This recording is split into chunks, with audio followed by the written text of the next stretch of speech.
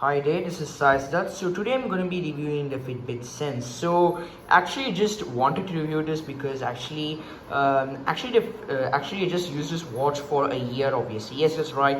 I used it for a year. This watch, and I just want to give you, my review, and obviously I'll just tell you how it is. So we'll jump into the pros and cons, and later I'll just tell the verdict. Is it worth it? I mean, let me just tell you.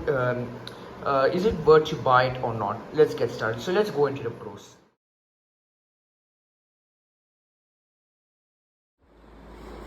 So it has a lot of features, useful features which you can count on. Obviously, first is always on display.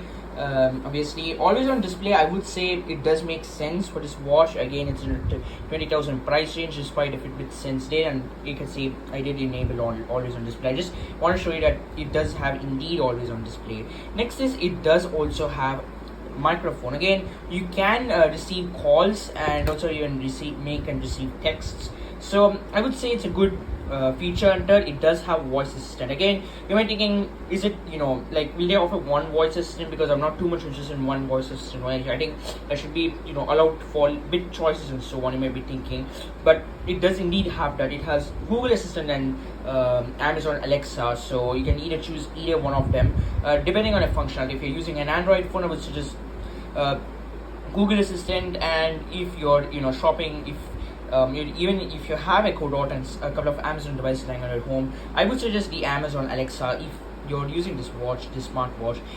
One more thing I would say about this watch is it does have a lot of features like ECG, everything. Again, ECG is not recommended for 23 years and below, so it's recommended for 23 years and above. So I mean, for older adults, so it's not recommended for 22 years and below. So I would say overall with this price range, I would expect to come with without ECG or something, but overall good. I would say 20,000, it's fine. Obviously it does have a lot of things, and it also I would say the build quality feels a bit premium for me. I would say it's my own opinion. And it has a lot of things. The build quality is very premium. Again, I repeated it twice. I don't want to repeat it once again last time.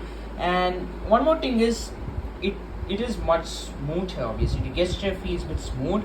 Overall it's okay. UI experience. It does have indeed Spotify and few apps. Again, it does have its own app store. You can even change watch faces as well. Again, I didn't install any apps, but I wanted just to see how the games were.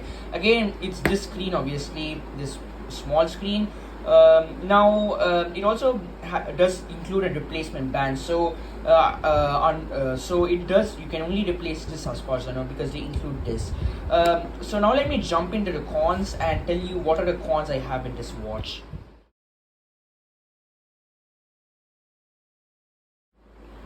Okay, so I have a few cons on this watch. The first is obviously the display.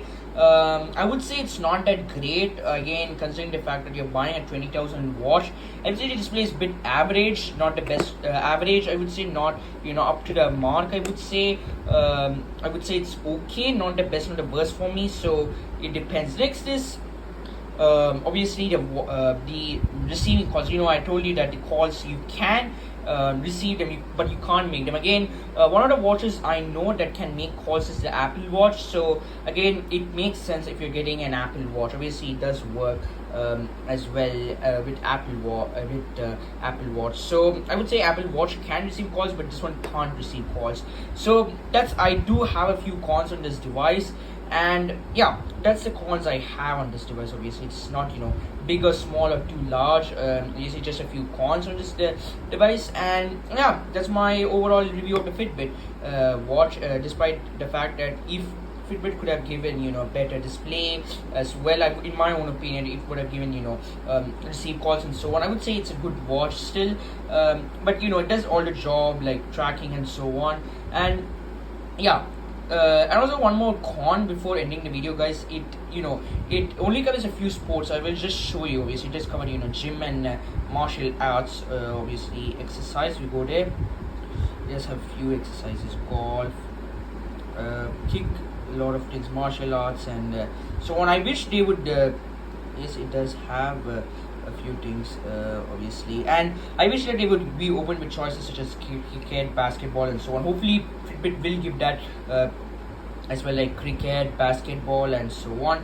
And I would say still it's kind of like a watch that has some sports covered. But I feel like if a person is playing basketball and if he wears that watch just to track how much his calories burning and so on, I would say this watch is okay. I would say for fitness things it's all good, all things considered. And this is I said here for now, and thanks for watching my video. Make sure to like and subscribe, and thanks for watching.